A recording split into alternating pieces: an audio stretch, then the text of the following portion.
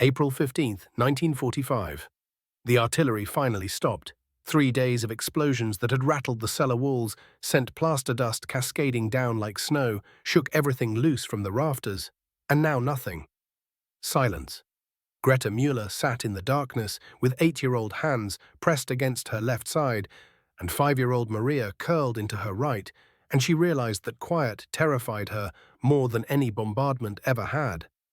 The absence of sound felt unnatural, dangerous, like holding your breath underwater, waiting to see if you'd drown. She whispered to them both that the Americans were coming soon. This much everyone knew. The radio broadcasts, the rumors passed hand to hand, the way neighbors looked at each other with equal parts fear and resignation, it all pointed to the same terrible certainty. American soldiers would be here within days, maybe hours. For months, the posters had covered every wall in town. Greta had seen them herself, had forced herself to believe them because belief was safer than doubt. Americans painted with savage fangs and claws, depicted as monsters who would rape and murder and burn everything German they found. Children especially. The message was always the same: Germans must fight to the last, surrender meant death, and trusting the enemy was suicide. But Hans was starving. Maria barely spoke anymore, just sat there with hollow eyes and a distended belly that made her look grotesquely swollen. And Greta's own hunger had become so constant, so all-consuming, that she'd stopped thinking of it as separate from her body. It was simply what she was now, a shell containing desperate need. The morning light filtered through the narrow cellar window in thin grey lines. Through the gap between sandbags, Greta watched a stray cat pick its way through rubble that had once been the Hoffman family's house 3 doors down. Nothing else moved. No people, no vehicles, just the settling dust of destruction and the patient scavenging of an animal that asked no questions about who had died to create this wasteland. Hans stirred beside her, his frame sharpened by months of insufficient food until his ribs showed like ridges beneath paper-thin skin. "Mama," he whispered, his voice fractured from thirst and hunger. "Are they gone?" 3 months in this cellar. That's how long they'd been here, sharing turnip soup so watered down it was barely more than hot salt water, gnawing on bread crusts so stale they felt like wood in your mouth.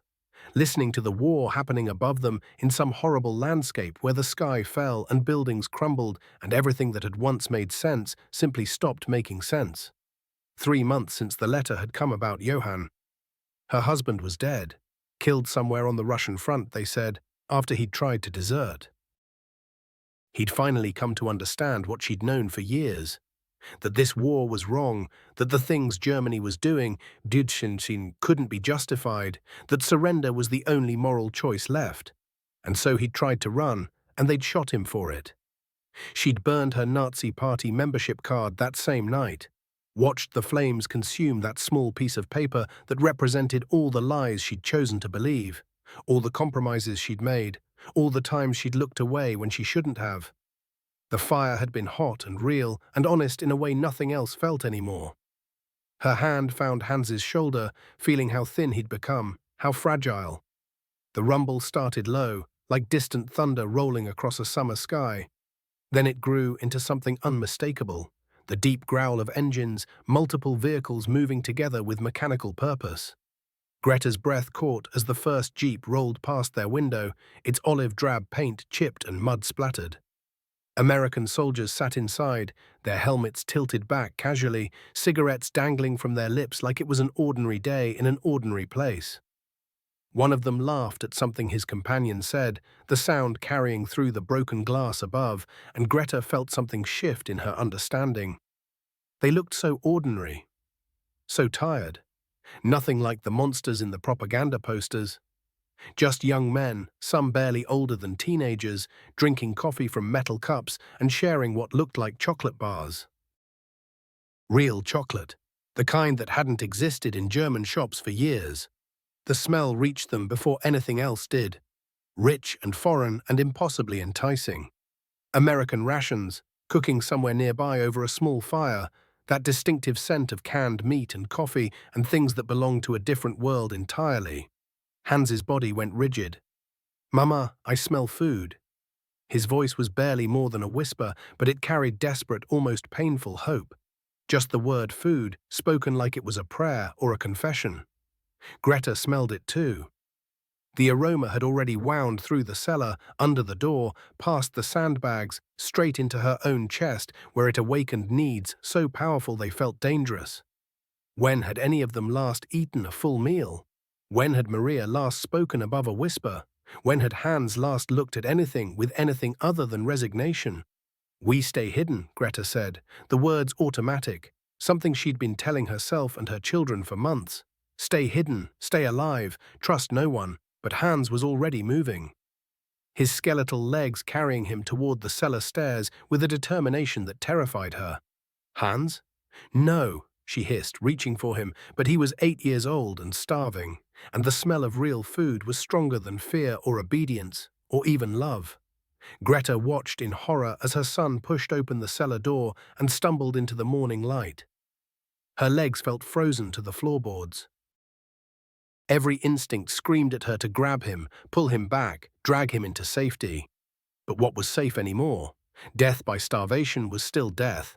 Death by American bullets might be faster at least. What kind of choice was that for a mother to make? Through the narrow window, she saw Hans emerge onto the street, swaying slightly as his eyes adjusted to the brightness. He looked like a ghost child, something from a fever dream, pale and thin, his clothes hanging off his frame like rags on a scarecrow, his movements uncertain as if he wasn't quite sure his legs would support him. 50 meters away, around a small cooking fire, 3 American soldiers sat on wooden crates, steam rising from whatever they were eating. One of them noticed Hans first, a young soldier with kind eyes and dark hair, probably no older than 25, with the kind of face that suggested he'd been somebody's son before this war made him somebody's enemy. He said something to his companions, pointing toward the boy. Greta's heart stopped. This was it.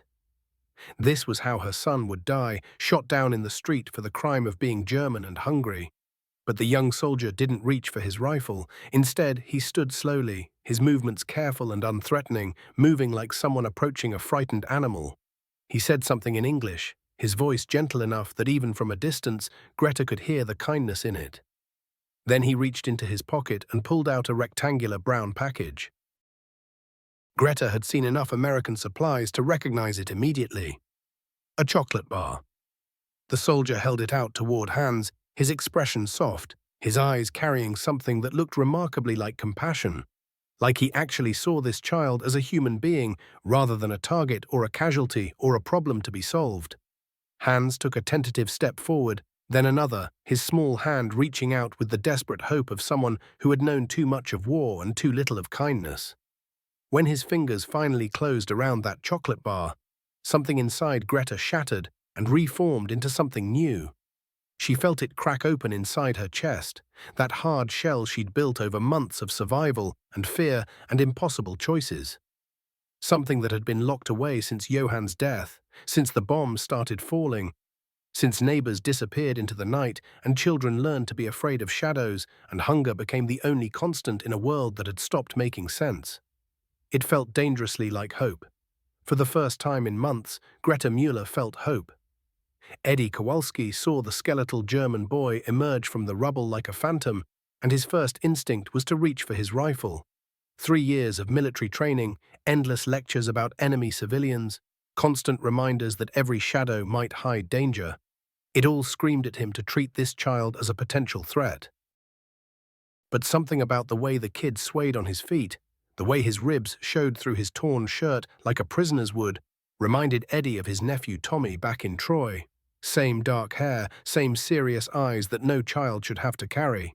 Same desperate hunger written across his thin face. "Jesus," muttered Corporal Flynn from beside the cooking fire, "look at that kid, skin and bones." The boy took another hesitant step forward, his gaze fixed on the chocolate bar in Eddie's hand, with the absolute hunger of someone who hadn't eaten properly in months. Eddie had seen that look before, though it had been in different places and different contexts.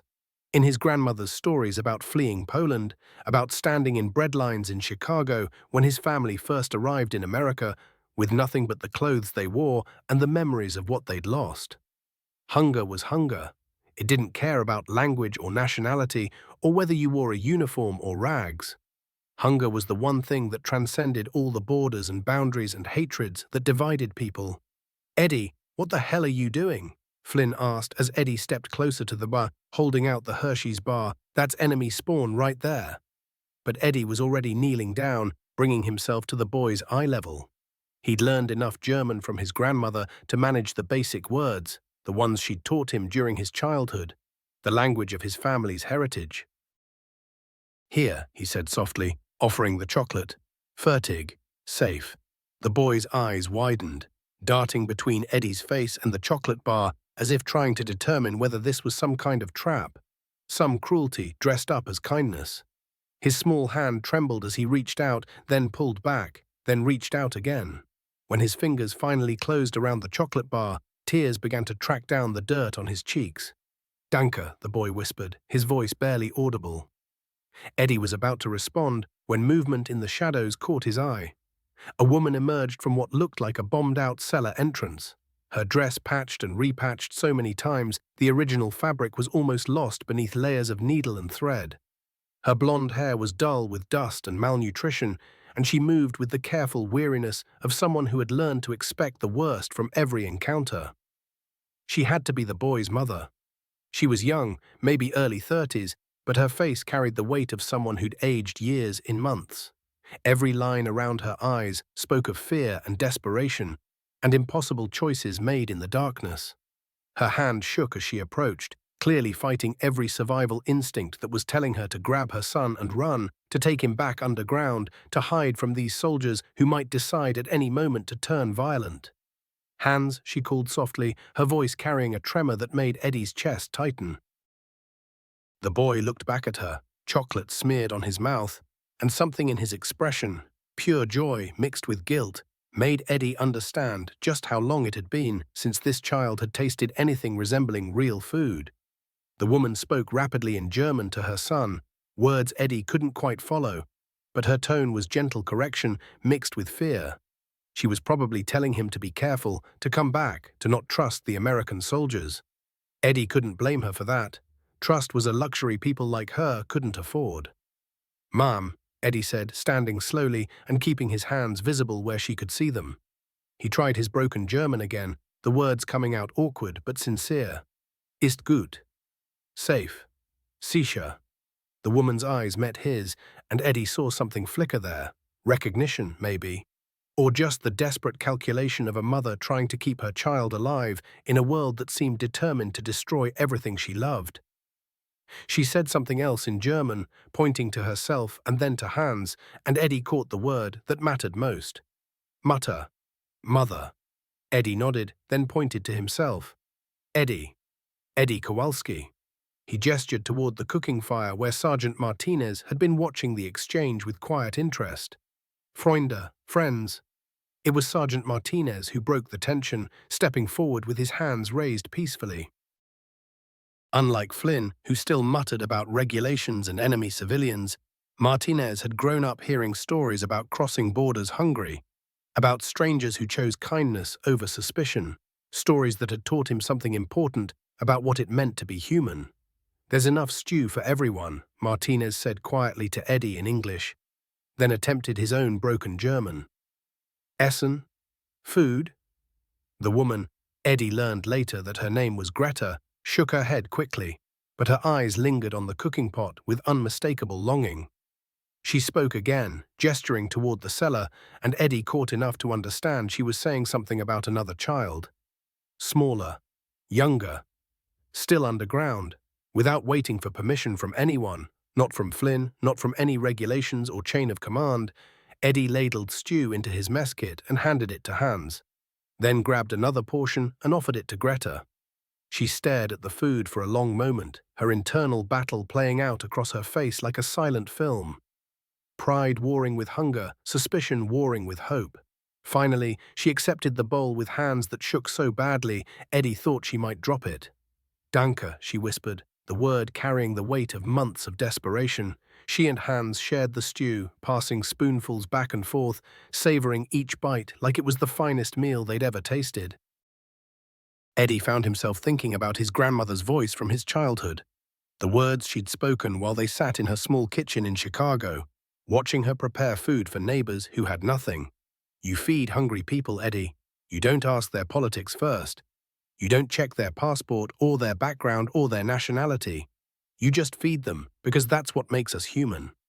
Watching this German mother feed her starving son with American rations, Eddie understood for the first time that the real enemy wasn't the people trying to survive. It was the hatred that told them they couldn't. It was the propaganda that said some lives mattered less than others. It was the fear that made people turn away from suffering when they could ease it. A week passed like a fragile dream, each day clearer than the last, each moment carrying the weight of something unprecedented.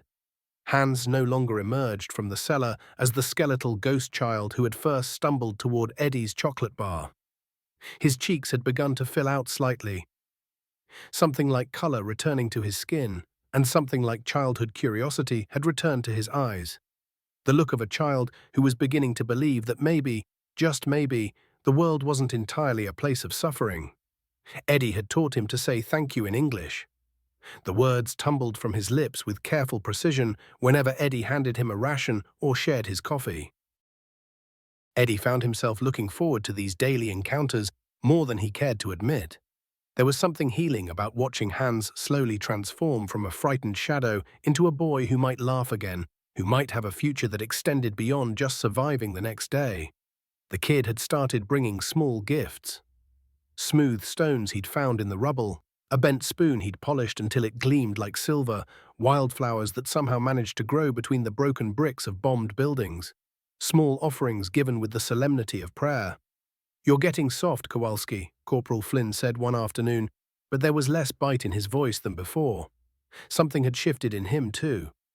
Even Flynn had started setting aside portions of his rations, claiming he wasn't hungry when everyone knew he was saving food for the German family. The war had cracked something open in all of them, made it harder to hold on to hatred when you could see the human being beneath the uniform or the enemy label. The letter from Eddie's grandmother arrived on a Thursday, carried by a supply truck from the rear lines. Her handwriting was shaky but determined, the words in Polish that Eddie translated aloud to Martinez as they sat by their evening fire, watching the smoke rise into the darkening sky. "She says she's proud of me," Eddie said, his voice thick with emotion. "She says I'm remembering what she taught me about feeding hungry children, no matter whose children they are. She says I'm doing what she couldn't always do back in Poland before everything changed. She says this is what survival means, not just staying alive yourself, but choosing humanity when you have the power to choose cruelty instead." She understood that resisting hatred didn't require weapons or violence, but rather full plates and gentle actions. When Martinez heard this philosophy, recognition flickered across his face.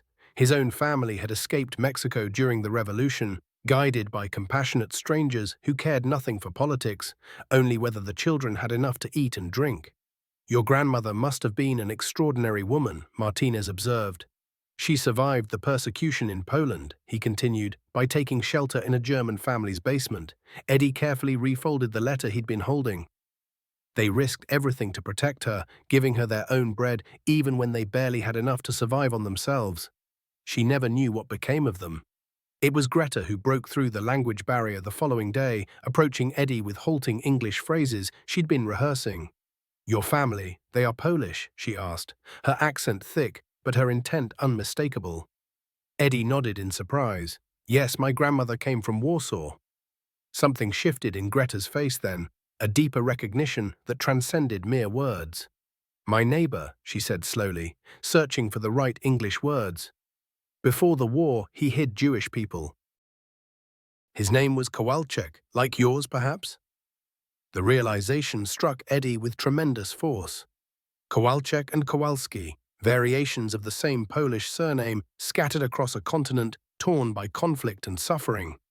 It seemed not just possible, but likely that their families' paths had crossed before this chance encounter amid the wreckage of a German town. "What became of them?" Eddie asked gently. "Your neighbor's family, the Jewish people?" Greta's expression grew somber. "They were taken, in 1943. Every one of them." She paused, then spoke with quiet resolve. I burned my Nazi party insignia that night. I could no longer pretend to believe their propaganda. Over the following days, their conversations grew richer and more intimate. Greta shared her story of Johann, her husband, pressed into service against his will, who had attempted to escape and been executed by his own commanding officers. Eddie spoke about his family's passage to America, the prejudice they'd endured, the generosity of strangers who had helped them endure. Then Maria, who had been so quiet that Eddie had questioned whether she could speak at all, suddenly spoke up one afternoon with a single word, in perfect English: chocolate. Her small voice filled with yearning, and both Eddie and Greta found themselves laughing. Genuine, joyful laughter, the first Greta had permitted herself since 1943. The other American soldiers began noticing the transformation that had taken place. David Johnson from Alabama started teaching Hans everyday English words. Corporal Rodriguez shared photographs of his own children waiting for him back home, pointing out how his daughter Rosa resembled little Maria. Even Doc Patterson, the medical officer, made it a habit to check on the German family's welfare, treating Maria's lingering cough and cleaning Hans's infected wounds. "This violates military protocol," Flynn said one evening, though he was passing cigarettes to Greta, who admitted she hadn't had one in months. "Maybe certain things are more important than regulations." Martinez nodded in agreement, observing Hans working alongside Eddie to clean his rifle, something unthinkable weeks before when the boy would have panicked at the sight of weapons. Eddie wrote letters home describing the good Germans he'd encountered, people who embodied the reasons they fought, not against German citizens, but against the ideology of hatred that had corrupted so many. His correspondence told of laughing children and anxious mothers, families suffering beneath the same oppressive system that had plunged the world into conflict. During those radiant April days, as spring pushed through the remnants of winter, anything seemed possible. Hans was learning to read English from Eddie's letters home. Maria had begun humming lullabies her father had taught her before departing for war. Greta's walls were crumbling, and she was starting to believe that not every uniform represented evil, that enemies didn't have to remain enemies forever. The future appeared to stretch endlessly ahead, pregnant with possibilities neither side had dared contemplate. Then, on a dreary Monday morning, a pristine jeep arrived bearing a new commanding officer. Lieutenant Blake emerged wearing a uniform creased to razor sharpness, boots reflecting like mirrors, and carrying a clipboard thick with military regulations. Eddie's stomach fell. He knew their fragile existence was about to collapse. The sergeant called the men to formation, and Eddie noticed Hans peering through the cellar window, confusion evident as the Americans suddenly straightened into military precision. Blake appeared younger than expected, perhaps 28, with the unyielding posture of academy training and something to prove beneath his insignia. His gaze moved systematically across the camp, cataloguing everything: the extra food tins, the additional cooking vessels, the small gifts Hans had left near Eddie's sleeping quarters. "Soldiers," Blake announced, his Georgia accent sharp with authority. "I'm here to restore proper military discipline to this unit. Command has become aware of irregularities in your treatment of enemy civilians."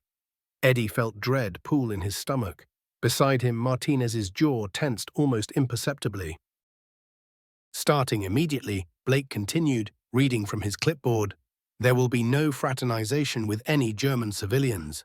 No food sharing, no unauthorized assistance programs, no contact of any kind.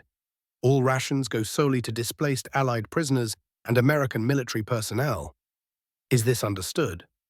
"Sir," Martinez ventured carefully, "these are non-combatant civilians, women and children." Blake's interruption was swift. "German nationals," he said coldly, "enemy nationals whose nation initiated this war and whose leadership caused countless American deaths. We're soldiers, not a benevolent organization." Eddie watched through the window as Greta emerged from the cellar, clearly expecting their customary morning greeting. She held both children close, and Maria clutched the small wooden toy that Doc Patterson had fashioned just days earlier. Their faces radiated hope and trust, and Eddie felt something splinter within him. Furthermore, Blake continued, "Private Kowalski, you're being reassigned to convoy operations effective immediately. Your departure is scheduled for tomorrow at 0600 hours. The command hit Eddie like a physical impact. "Sir, respectfully, These families have been counting on our support. Their circumstances are not your responsibility, Private, Blake replied with absolute finality. Your duty is to follow orders and maintain military bearing. You have 48 hours to collect your equipment and say goodbye to the unit. When dismissal came, Eddie walked to his bunk in a stupor and began packing. His hands trembled as he gathered his grandmother's letters, the correspondence that had sustained his choice to show mercy over obedience. Through the window, he could see Greta at their meeting place, hands pulling at her dress and gesturing toward camp. When her realization came that something was terribly wrong, Eddie witnessed her transformation. Hope departed first, succeeded by a weariness he recognized, then calcifying into the hardened resignation of someone wounded by soldiers before. She took her children and moved toward the cellar. Her bearing reflected that of someone who had been betrayed by uniforms previously and should have known better than to trust.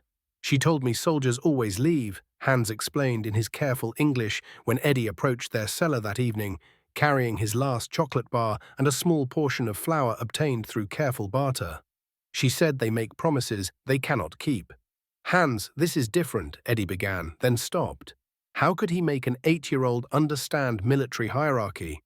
How could he explain that adults sometimes served orders they despised, that promises weren't broken through malice but through powerlessness? Greta appeared in the doorway, and Eddie recognized the change. The woman who had laughed at Maria's first English word had vanished, replaced by the cautious survivor who had initially emerged from darkness. "You leave," she said simply, her English stripped of warmth. "Like all soldiers do." "Greta, I don't want to." "Your wanting does not matter," she interrupted. "Words matter. Orders matter. We understand orders." Her voice carried the accumulation of numerous uniform-wearing men, making and abandoning commitments. "We were foolish to hope."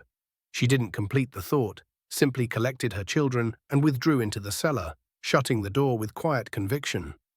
Eddie stood in advancing darkness with his unwanted offerings, comprehending that in Greta's mind he'd become indistinguishable from every other soldier who had exploited desperation for comfort, then abandoned them when circumstances shifted. As the convoy departed the following morning, Eddie caught sight of Hans at the cellar window, the empty chocolate wrapper still clutched in his small hands. The boy didn't raise his arm in farewell. He merely observed with the emptied look of someone discovering that the world's capacity for cruelty exceeded its capacity for kindness. For weeks afterward, Eddie carried the taste of that bitter moment, still hearing Maria's hopeful voice calling out a single word to empty space. 3 weeks had elapsed since the dust from the convoy had settled and Hans had stopped speaking completely. He remained in the cellar's corner, maintaining his grip on the chocolate wrapper that represented their brief window into humanity, the only evidence that kindness hadn't been imagination born of starvation and desperation. Maria had grown motionless, her fragile body pressed against Greta like a creature seeking final warmth before extinction. Greta observed the empty wrapper in her son's hands and felt the crushing weight of her own naivete.